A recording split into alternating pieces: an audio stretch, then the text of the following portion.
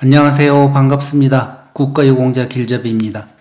이번 영상은 국가유공자와 보훈보상 대상자, 고엽제 후유증으로 등록되신 분들이 신체검사를 할 때 적용하는 신체 부위별 상위 등급의 결정표입니다.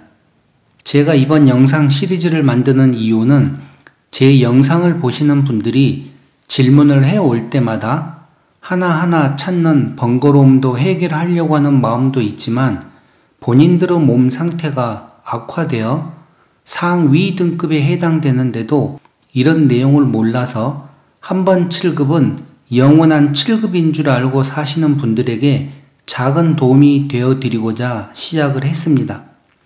고엽제와 관련된 월남, 파병, 노병들 또한 질병 내용을 알면 국가유공자로 등록이 쉽고 현재 군 복무 중이거나 군대에서 부상을 입고 전역하신 분들은 정확한 신체 부위별 상위 등급 결정표를 알고 신청을 하여 실수하는 일이 없도록 하기 위함입니다.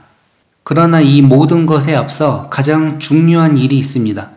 그것은 군 복무 중 다친 상위처가 보훈처에 등록되어 있어야만 합니다. 고엽제이신 분들은 고엽제로 인한 질병을 보훈처에 등록이 되어야만 신체검사를 받을 수가 있다는 것입니다. 본인들 몸에 아무리 많은 질병과 상위처가 있어도 보훈처에 등록이 되어 있지 않으면 치료는 해드리지만 신체검사는 해당되지 않습니다. 그러니 이 점 꼭 이해를 하셔야 됩니다.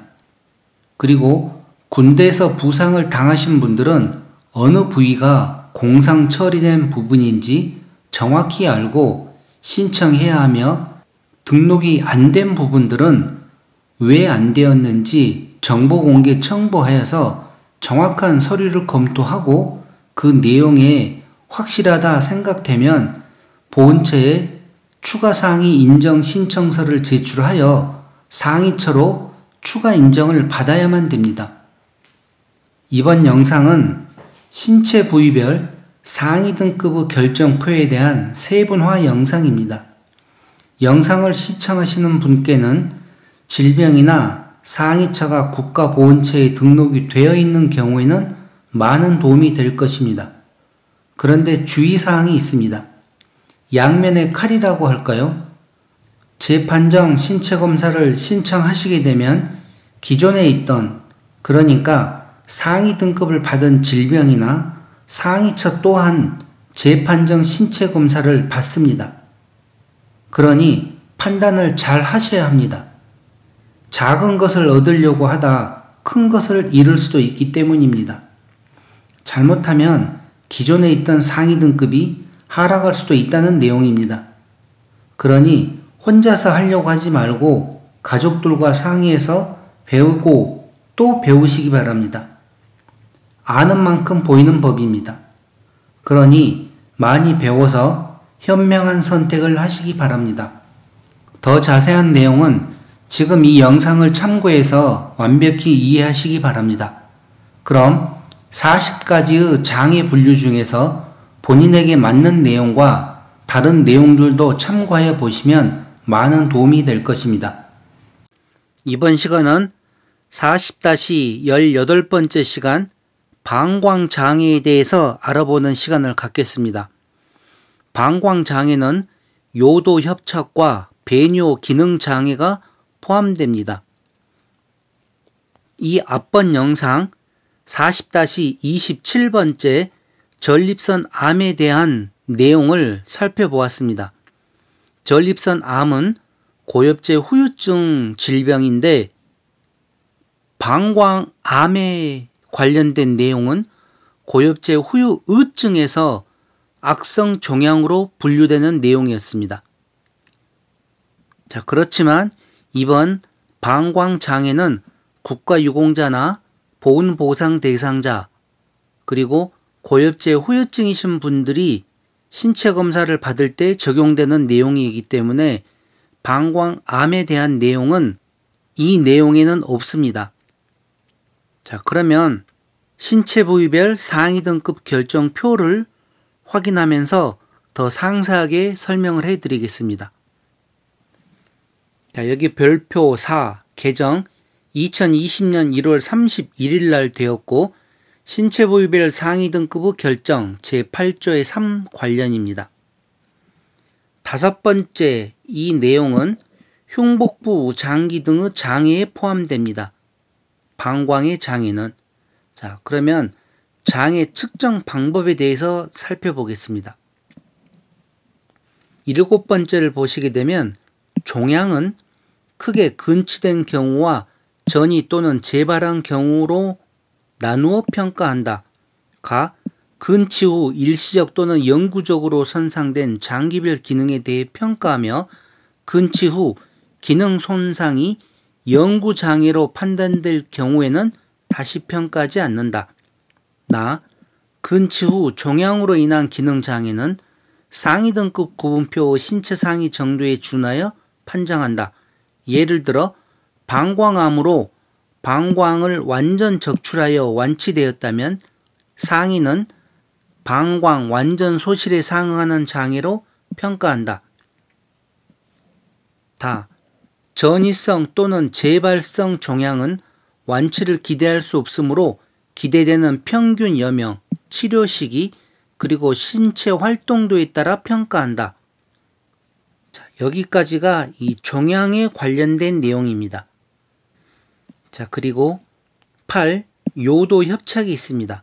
가 요도 협착으로 배뇨 기능에 장애가 남는 사람은 방광의 장애로 간주하여 등급을 결정한다고 그랬습니다. 또 나를 보시게 되면 요도 협착으로 신기능의 장애가 남는 사람은 신장의 장애로 간주하여 등급을 결정한다고 그랬습니다. 똑같은 요도 협착이지만 어떤 곳에 장애가 남느냐에 따라서 방광의 장애와 신장의 장애로 구분됩니다. 그러니 이 내용도 기억을 하시기 바랍니다.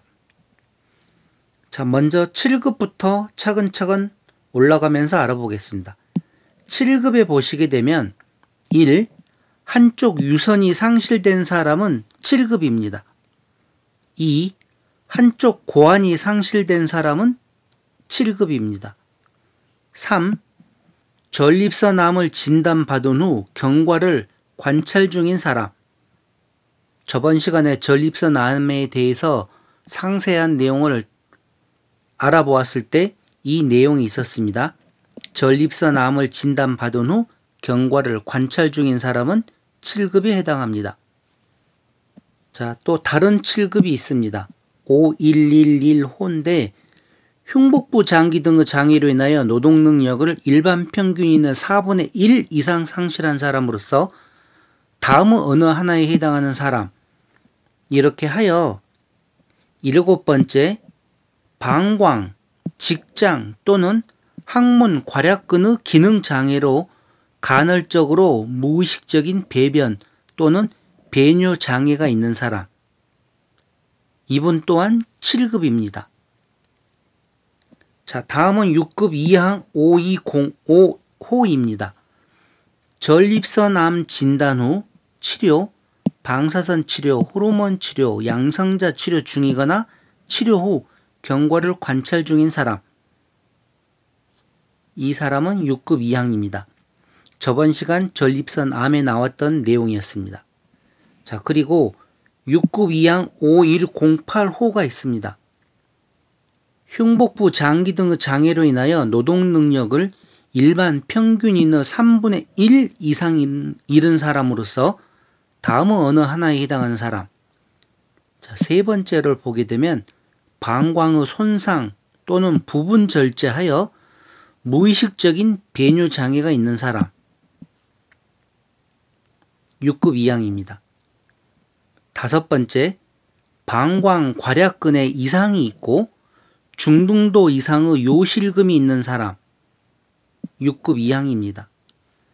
여섯 번째, 직장 또는 항문 괄약근의 기능 장애로 항상 변실금이 있는 사람.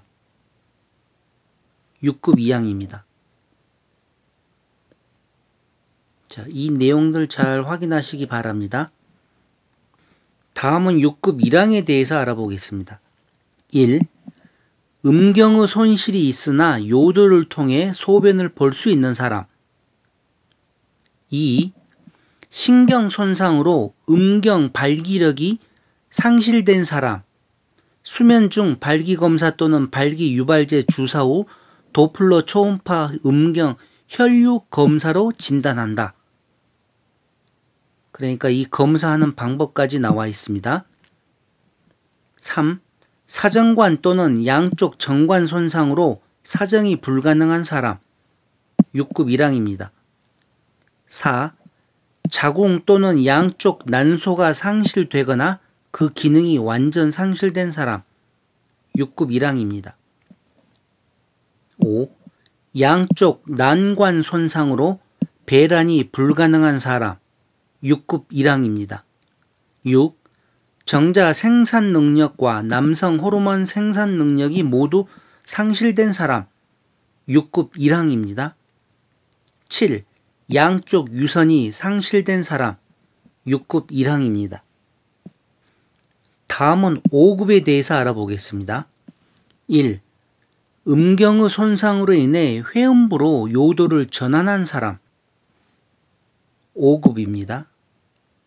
똑같은 음경의 손상인데 회음부로 요도를 전환한 사람은 5급이고 여기 아래 보시게 되면 음경의 손실이 있으나 요도를 통해 소변을 볼 수 있는 사람은 6급 1항이었습니다. 자, 다음은 2. 양쪽 고환이 상실된 사람은 5급에 해당됩니다. 3. 생식 기능이 완전 상실되고 지속적인 요도 확장술이 필요한 사람. 5급입니다. 4. 수술 불가능한 질부 결손으로 성교가 불가능한 사람. 5급입니다. 5. 양쪽 고환의 기능이 상실된 사람 또는 한쪽 고환이 상실되고 다른 쪽 고환의 기능이 상실된 사람. 5급에 해당합니다. 자, 5급 5106호도 있습니다. 흉복부 장기 등의 장애로 인하여 노동 능력을 일반 평균인의 2분의 1 이상 잃은 사람으로서 다음의 어느 하나에 해당하는 사람. 7번째를 보게 되면 요로 변경술 후 요관장 문합을 남긴 채로 치유 상태에 달한 사람. 그러니까 요도를 통한 배뇨가 가능한 사람으로 한정한다. 이런 경우에는 5급 51065에 해당합니다. 4급에 대해서 알아보겠습니다. 흉복부 장기 등의 장애로 인하여 노동 능력을 일반 평균인의 3분의 2 이상 잃은 사람으로서 다음의 어느 하나에 해당하는 사람. 7번째를 보게 되면 영구적 인공항문을 만든 사람이 4급에 해당합니다. 9번째를 보게 되면 대장의 70% 이상이 절제되어 지속적으로 합병증이 초래되거나 영구적 인공항문이 필요한 사람. 다음은 3급 5201호입니다. 1. 음경과 고환이 모두 상실된 사람은 상급입니다. 2. 음경의 손상으로 인해 회음부로 요도를 전환하고 양측 고환을 모두 상실한 사람. 3급 5201호입니다. 다음은 3급 5104호입니다. 생명 유지에 필요한 일상생활의 처리 동작은 가능하나 거의 대부분을 병상에 있어 일생 동안 노무에 종사할 수 없는 사람으로서 다음의 어느 하나에 해당하는 사람. 2번째를 보시게 되면 직장 또는 학문 괄약근의 장애로 항상 고형변에 대한 변실금이 있는 사람. 학문 직장근이나 학문 괄약근의 해부학적 손상이 있고 직장 압력 측정상 이상이 입증된 사람으로 한정한다고 나와 있습니다.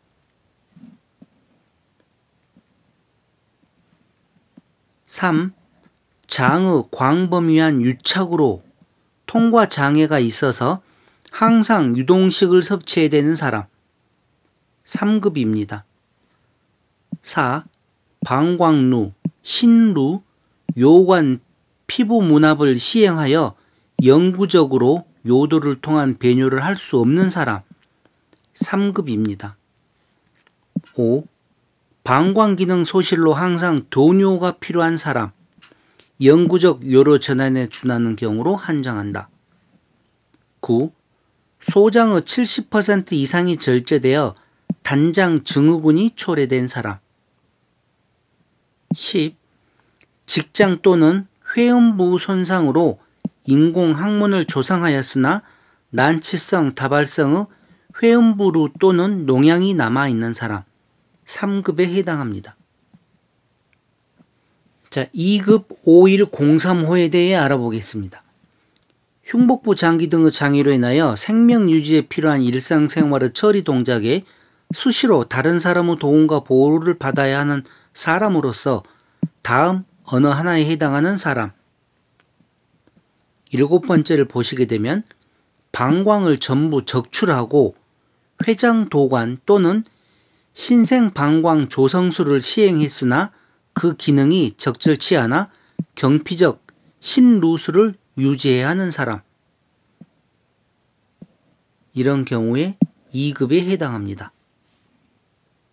자, 이렇게 월남 참전 유공자분들께서 고엽제 후유증과 고엽제 후유의증 중에서 지금 이 방광에 관련된 내용은 고엽제 후유의증에서 방광암이 있습니다. 악성 종양으로 방광암이 포함되는데 만약에 방광암을 진료를 받았거나 치료를 하는 경우에는 중등도나 고도장애의 등급을 받을 수가 있습니다. 그러나 저번 시간에서도 얘기를 드렸듯이 방광암은 아직 고엽제 후유증으로 인정되지 않았습니다. 고엽제 후유의증입니다.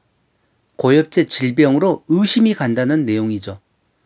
그러나 미국 보훈부에서 지금 계속 역학조사를 하고 있기 때문에 만약에 미국에서 고엽제 후유의증인 방광암이 고엽제 후유증인 질병으로 인정이 되게 되면 바로 국내 보훈처에서도 고엽제 후유증으로 인정을 할 것입니다.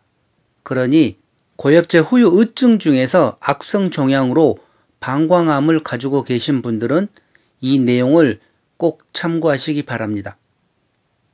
자, 그럼 저번 시간 전립선 암과 이번 시간 방광장애에 대해서 알아보았습니다. 지금까지 국가유공자 길잡이였습니다. 감사합니다.